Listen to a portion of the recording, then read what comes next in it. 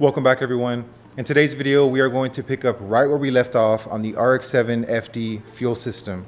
In the last video, we focused on disassembly, so make sure to go check that video out just so you can kind of see where we're at. But in this video, it's going to be all about preparation. The goal is to get everything prepped. That way at the end of this, everything is ready to go in. There's a lot of work we need to do. It's probably going to be a long video, so let's just get right to it. So here's a quick look at a lot of the pieces that came off of the fuel system. We have the filler neck, we have some gaskets, fuel rails. I think these are called the vent valves for the fuel tank. A lot of these hoses I'm going to be reusing, so I'm going to get these cleaned up. I have some degreaser in here. I'm going to try to get all this dirt off, surface rust, and get these cleaned up as best we can.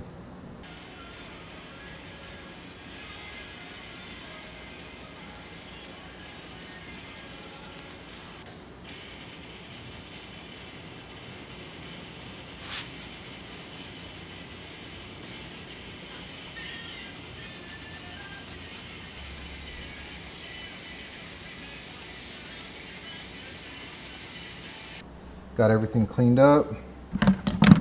So much better already. And here we have the evapor rust and simple green.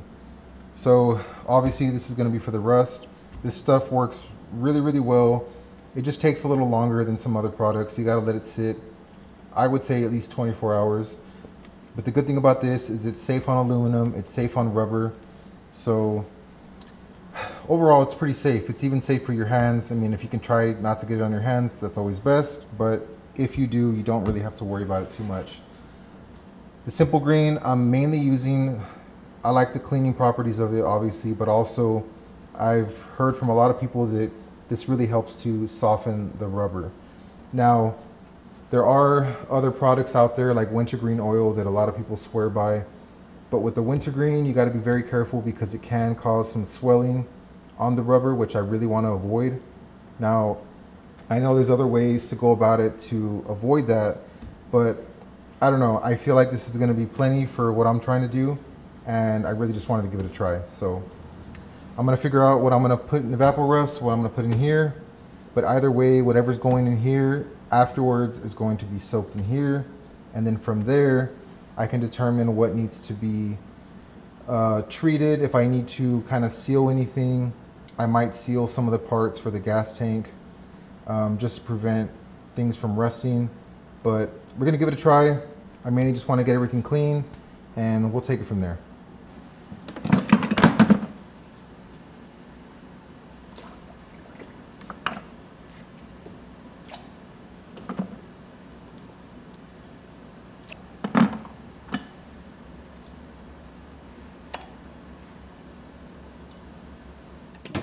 The next day.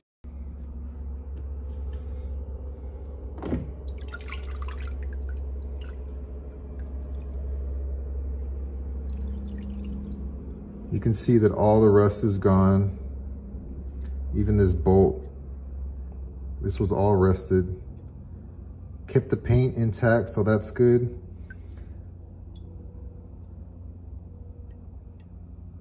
Inside looks really good. It did strip. I think this had like some anodizing or something on there. It did strip this, but this is the one that was all rusted. And it looks like it got most of the inside. This kind of comes off if you flake it off, but it got most of that rust. It was really heavy in there, so I might leave this in there a little bit longer. What I'm gonna end up doing, especially for pieces like this, after everything gets clean and rinsed off, I'm gonna probably sand this just a little bit, and I'm gonna definitely paint this. As far as the filler neck, I'm probably gonna apply like a POR sealer or something, just to avoid this rusting in the future.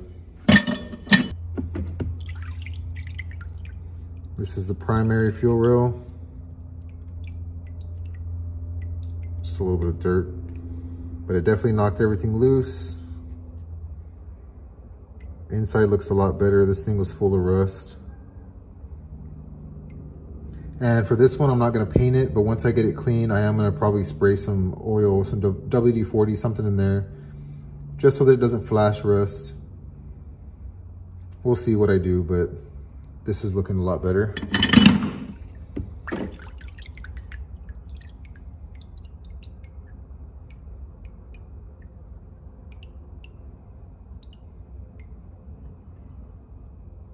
Overall, looks pretty good. I'm very curious what the simple green did for some of these rubbers. Let me see. Oh man, I can already tell. This is a lot more pliable for sure. Oh yeah, I wasn't even able to do that before. I think it could still go longer.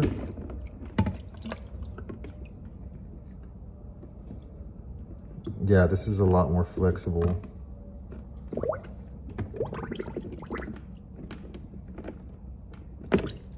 I think I want to leave these in here. Let me check out the gaskets.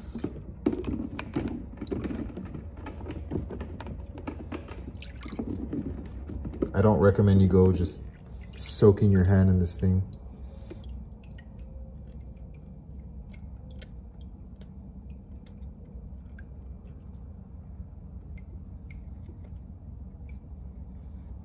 It definitely softened them up.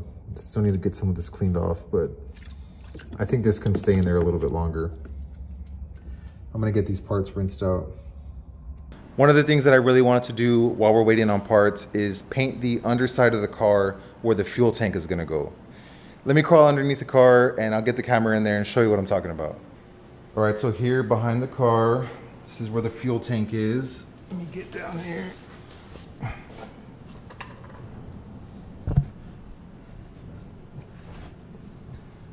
Kind of hard to film with this lens, but you could see here we have the strap.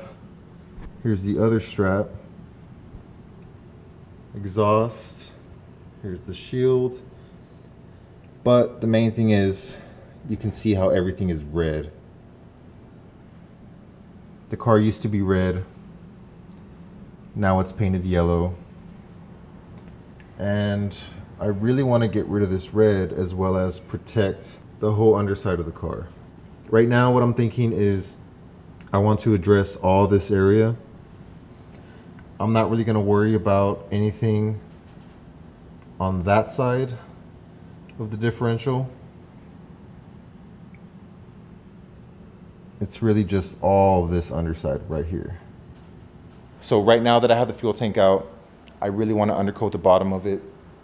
When I end up painting this car, I don't want to see either of those colors. I want the whole underside to be black, a nice satin black. The product that I chose to use is from Rust-Oleum. It's undercoating pro grade. I haven't used this product before, but I've heard really good things about it. Now, the reason why I'm going to be using this is there's a few reasons why. One, if I had the car completely stripped down, I probably wouldn't be using that product. If I had some bare metal and a lot of rust underneath, I probably wouldn't be using that product. Not because it isn't good, there's just probably some better products out there that might be better suited if I'm doing a larger area, like POR or, there's some other ones out there, Eastwood as well. 3M makes some good products. It's more so cosmetic. I really just want to see everything uniform. This does protect the car as well, so that's also a plus. But as you saw, it's in very good condition. I just want everything to be nice and uniform. What I like about this is it's easily accessible. I can buy it online. I could buy it locally. And if I ever do need to touch up anything, I can very easily touch it up. As I'm working on the car in different areas, once I get to the suspension, front and rear, once the exhaust comes off, eventually I will have the whole underside coated. I can just blend into the last area. And in the end, it's gonna be a nice uniform surface.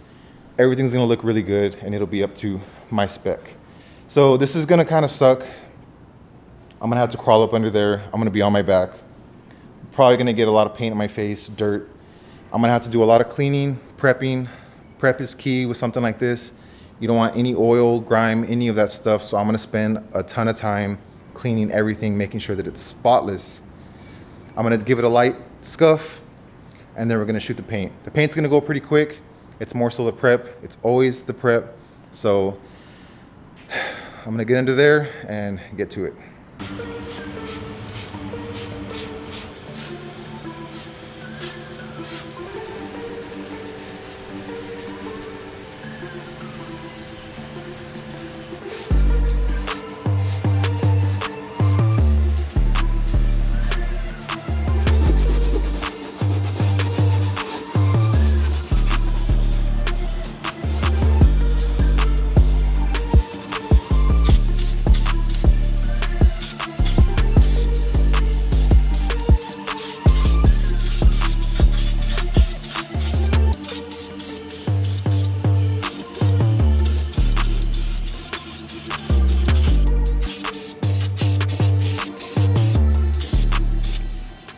I got that whole section undercoated and I think it came out awesome. I went in there with the flashlight. I made sure that I got every single area that I could possibly see. I didn't want to see any of that red, and I think I did a pretty good job at getting all those areas. I think it looks great. I just wanted to pop in real quick and say that I do not recommend this product. I followed the instructions to a T, did exactly what it said to do, kept the coats very light, waited the appropriate amount of time in between coats. Everything looked good when I did it. I came to check on it about 4 or 5 days later, and it is not curing at all. It is super, super sticky, coming out of my fingers like tar. It's a mess. I'm gonna have to remove this entire thing, respray it with a different product. Very, very annoying and messy. But I think I have a solution and a method to get this removed, as well as what I'm gonna be using now in its place. So I'm gonna do all that off camera. I don't wanna refilm this again, but I will update you in the next video, let you know what I used, what method I used. But for now, I cannot say that I recommend this. I wouldn't use it. If you are gonna do it, do so at your own risk.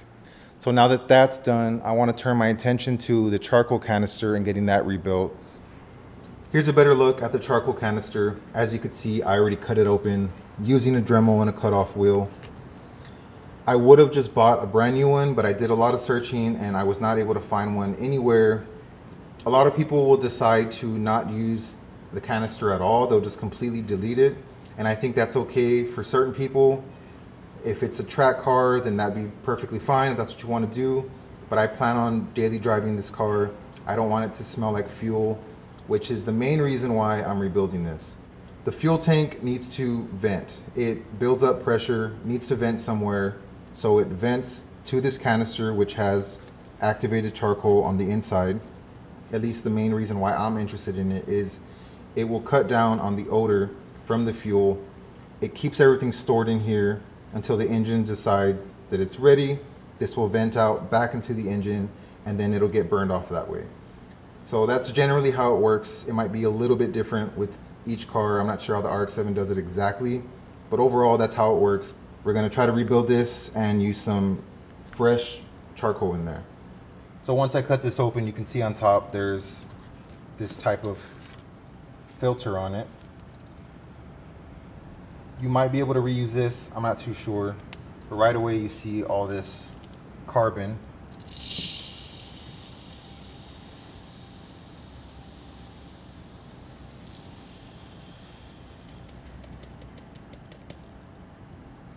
You can see on the bottom there is another filter that I'm gonna have to grab a pick or something to remove.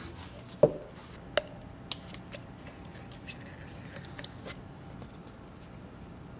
here's another filter. This one's a little bit smaller. You might be able to reuse these, but most likely I'm gonna be replacing them with something else. As far as the charcoal, you could pick this up pretty cheap on eBay or Amazon, as long as it's activated carbon, or you can also get it from your local pet store. They have it like for the fish tanks. So I found this stuff at Petco. This comes in pellet form and a bunch of other different shapes, cubes, all this stuff. But I wanted to keep it as close to this one as possible. So I found this one.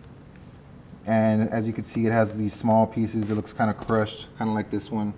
So got a couple boxes of this. Now we have to worry about the filters. This is a carbon infused filter pad. So basically what this is, it almost looks like the same material. This will make a good filter. It's meant to be a filter and it's carbon infused. So this will actually work perfect. I can cut the shape of these circles, and as a safety measure, I got these filter media bags. So these are actually designed to hold the carbon, and they're very, very thin. So it should be able to pass through as far as like the fumes and vapor pretty easily. So I think what I might do is cut a piece of this and a piece of that, and I'll use that for both the top and the bottom. And I really feel like that's gonna work pretty good. What I really like is that it's carbon infused, so once the fuel passes through, it's gonna hit this first, then it'll pass through it, and it'll have all that carbon on the inside to do its job, to do what it's supposed to do. And I don't know, I feel really good about it. I really feel like this is gonna work out pretty good.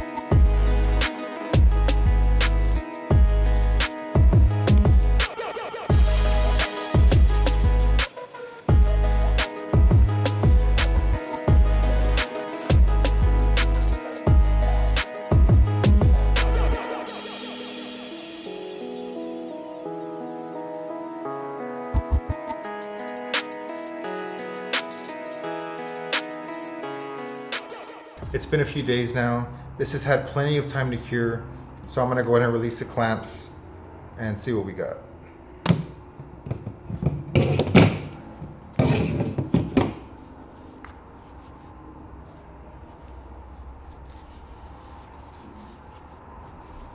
Originally, when I put this together, part of the reason why I used the clamps was I had to put a lot of pressure down on this to keep everything nice and tight the way that it was when I cut it open.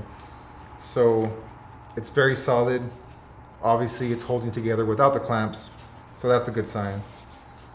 I'm just gonna go through and try to clean this up, get everything sanded. I'm gonna do my best not to try to be a perfectionist about this, but definitely gonna sand it, clean it up, get everything scuffed up, and we'll shoot some fresh black paint on it.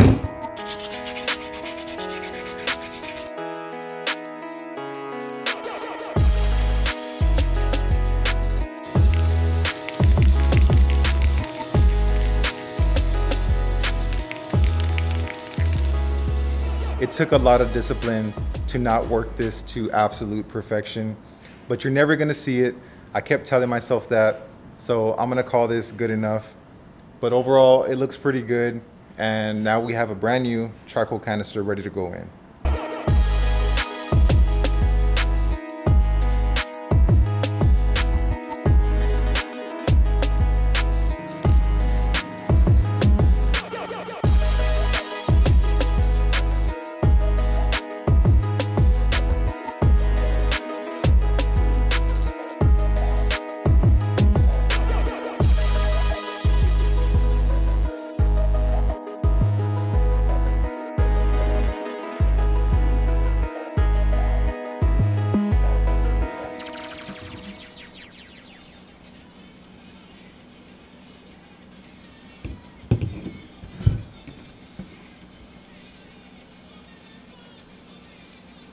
Now that everything is sealed and painted, most of that dirty work is done. We're just waiting for that stuff to dry.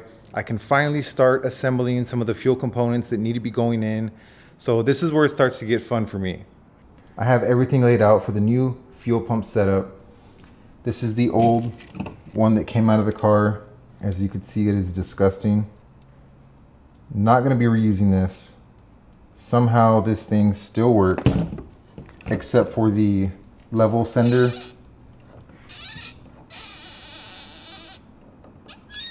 Yeah, you could tell it's pretty bad. It's very stiff.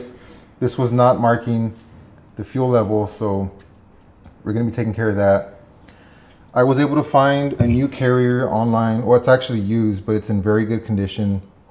There's no rust. They even included a fuel pump, which I believe works, but I didn't want to take my chances, so got a new Denso fuel pump from the Supra twin turbo, the appropriate strainer. And as far as the level sender, Mazda no longer makes this part. It's no longer in production, so your only options are to get one used, which is very hard to find, and they're still pretty expensive. And the problem with that is these tend to fail.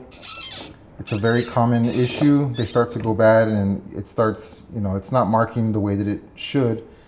So I found this company called AI1 Designs, and they make a lot of parts for the RX7, custom parts. Everything seems like really good quality, and I saw that they did make this level sender.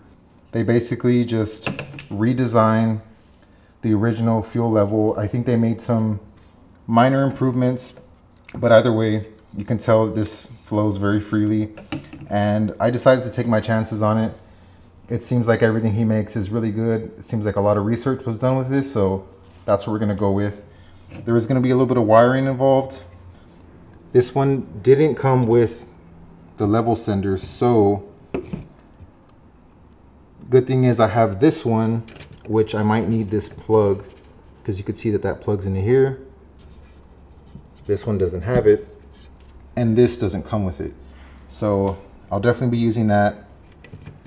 I'll figure out how this is all gonna work, but like I said, this is the fun part.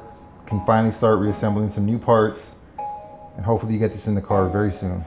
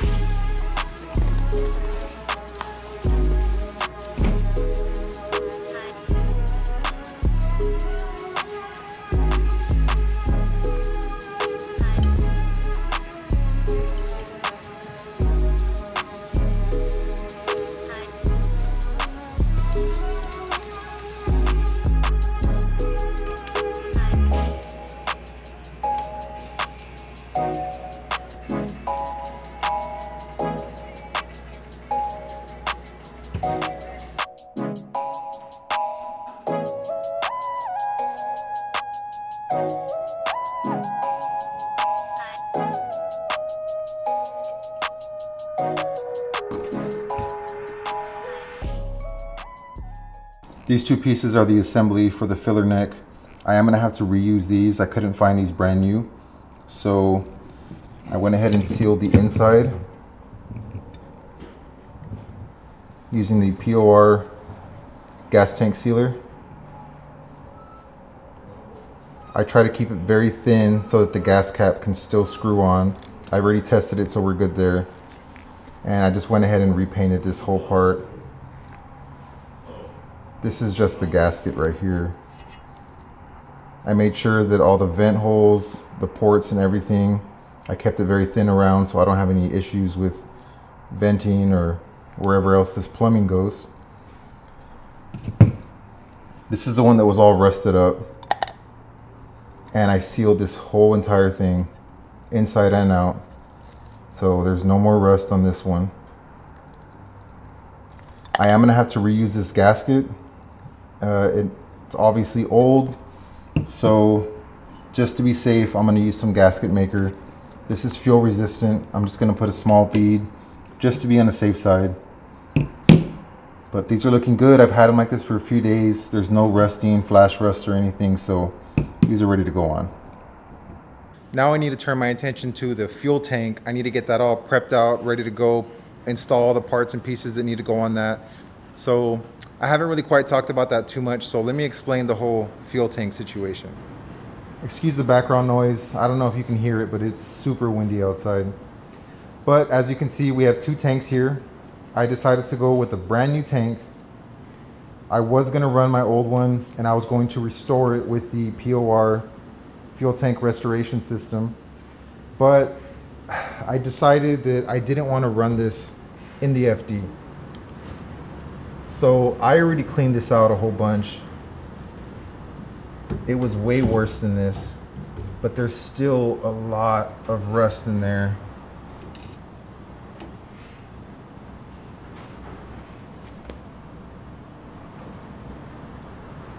And it gets worse the further back you go. Also, the whole underside of this tank is all dented up, and that was kind of bothering me a little bit. So, forked out the cash. There was only a few of these left. I decided to get a brand new one. It's already taped up, and the reason why it's kind of black like that is because when I got this tank new, there was a few small areas where there was exposed metal showing. So I just went over those with some paint just to protect it. I didn't want to have to worry about that later on. But the most important thing, it is absolutely rust-free. The light is kind of reflecting like yellowish, but there's no rust. It looks really, really good in there. And this one has updated baffling. We have this plate right here that's supposed to help with fuel slosh. That way, whenever you make those hard turns, you're not getting fuel cut, and you know that's really bad for a rotary engine. Plus, it's really annoying. This one does not have that. So this is the older style. Same kind of box on the bottom, but this one has that plate that's supposed to help with that. This one does not have a drain plug, the newer style. The older one does. So that kind of stinks, but if I ever need to drain the fuel, I'll just do it the old school way. I've done it before, so it's not a huge deal. But we're gonna be putting all new parts on this. We have new vent valves, the ones that go here and here, new gaskets. Of course, we have the new pump assembly. It's gonna be going in there as well. And then there's one or two pieces like the filler neck that I did have to restore, so I'll show you that in a bit.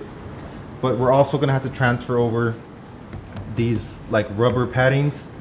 I think it's just supposed to help with like vibration and stuff.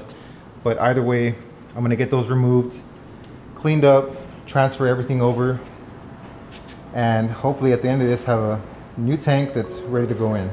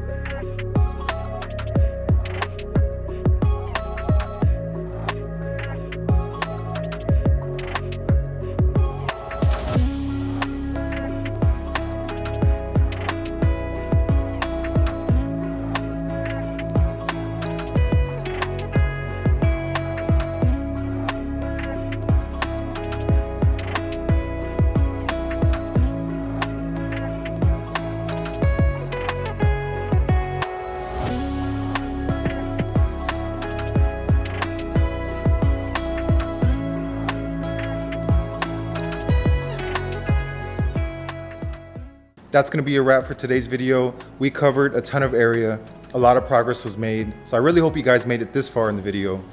But we did meet the goal, got everything prepped out, everything is ready to go.